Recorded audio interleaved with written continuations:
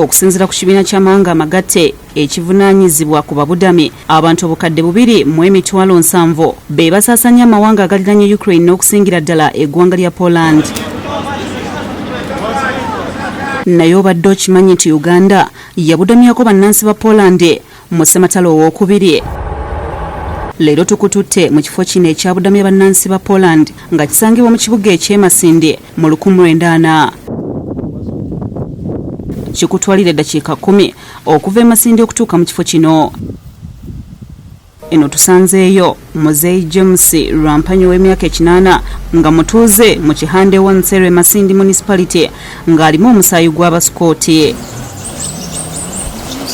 They brought the first paper note which was of 1 shilling, and that started the paper note business in Uganda.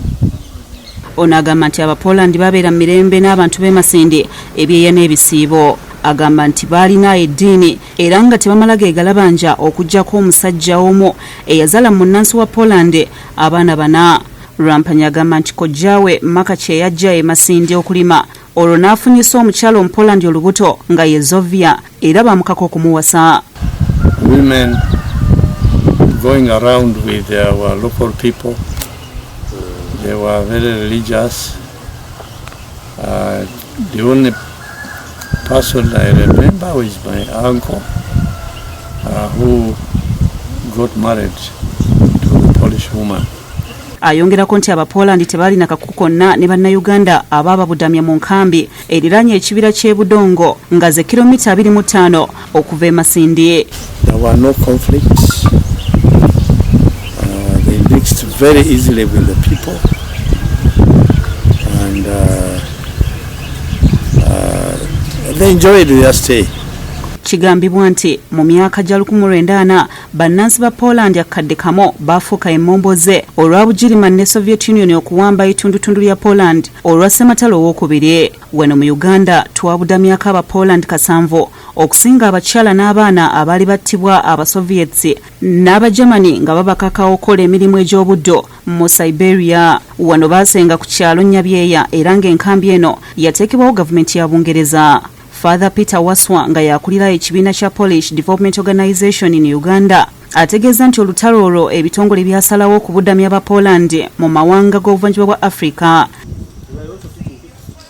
Ekibinja ekyasooka kyatuuka kuno n'eggaali y'omukka nga baayitira Namasagali nga 8 ogw'omwenda 1940. Okuva e Namasagali baakozesa eggaali y'omukka ne balinnya emmere yabatwala emasinde ng'eyita ku Lake Kyoga. They arrived in Namasagali port on the River Nile, and later on were ferried onto Lake Kyoga by East African harbors. Awo bwe babajja mu biroole okubatwala e Nyabyeya. Father Waswa agamba nti abavubuka ab'amaanyi babalagira okusaawa ekitundu ku kibira ky'ebudongo we baakuba enkambi y'ababudami. Eno baazimbayo ekereziya eya Our Lady Queen of Poland Catholic Church oluvannyuma yatuumibwa St Mary's Nyabyeya Catholic Church era eri Kinnya Mpindi ne Nyabyeya Forestry College. Didn't do anything besides participating in the construction of the church because they never left any other structures behind. And as I said, they were living in grass-thatched structures. Ku ekereziya awo era waliwo limbo we baaziika abaafanga ng'eno erimu amalaala 40 era nga waliwo n'ekijjukizo ekiriko obubaka nti musabire aba Poland abaafa wakati wa 1940 ne 1947. So they were so worried any time when something happens like bombs, what. So they were really fearing a lot because of what happened to them there. Waswa agamba nti Abapoland era balina enkambi endala empunge mu mukono nga wali eddwaliro, amaduuka, library n'ebirala bingi.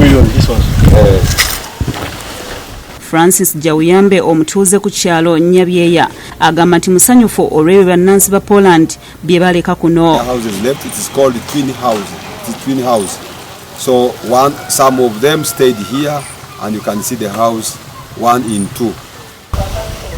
Like how the Poles were welcomed to Uganda and other parts of Africa, the Poles rushed to aid Ukraine's refugees and other people.